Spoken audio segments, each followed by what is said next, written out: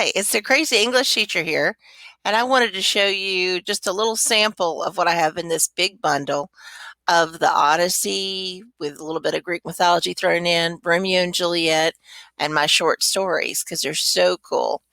I love this neat review to start off with the Odyssey. I do a review of Greek mythology, and it even includes some quizzes that I give my students.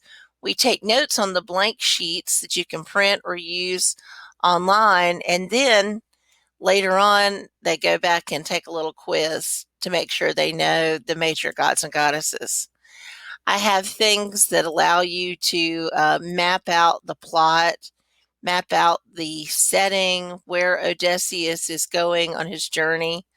This is really cool. It gives labels and little people you can cut out to make a topographical map. I have text analysis cards that fit the Common Core and pull out specific pieces of text to help you focus on that. I have the Odyssey Stations, and I know you will absolutely love, where you do creative assignments to analyze the literature.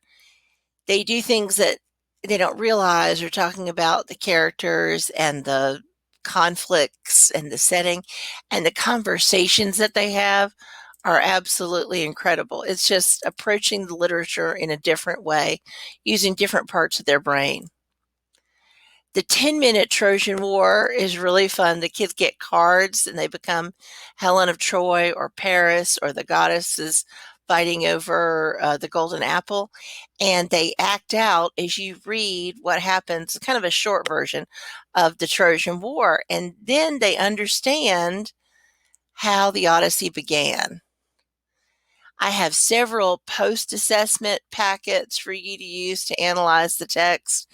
I've got some Google Slides on here, Google Forms to help you. I think you'll really enjoy it. For Romeo and Juliet, I've got different activities as well. For example, you can analyze the murder of Romeo and Juliet. Even though you know that they're dead, maybe you want to really come to terms with who's responsible for the death of Romeo and Juliet, and your students become the investigators. And again, they're having incredible conversations about the text, and they dive in because the text itself is their evidence. So they have to look at it very closely.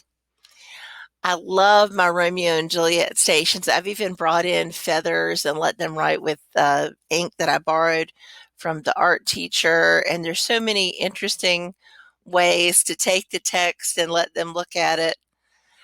This one analyzes the poetry of Romeo and Juliet. This is a mask activity they have so much fun with. These are all things that I've done with my own students, by the way, and I've taught for 25 years now, and I've pulled out things that they're interested in that really examine the literature in a deep way. I've got some coloring pages. Sometimes you just need to chill, but think about a quote while you're relaxing, and they're so interesting. Look at these. You can talk about why this quote is so important in the text.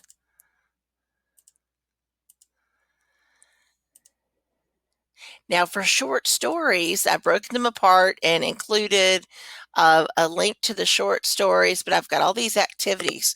You look at the plot diagram.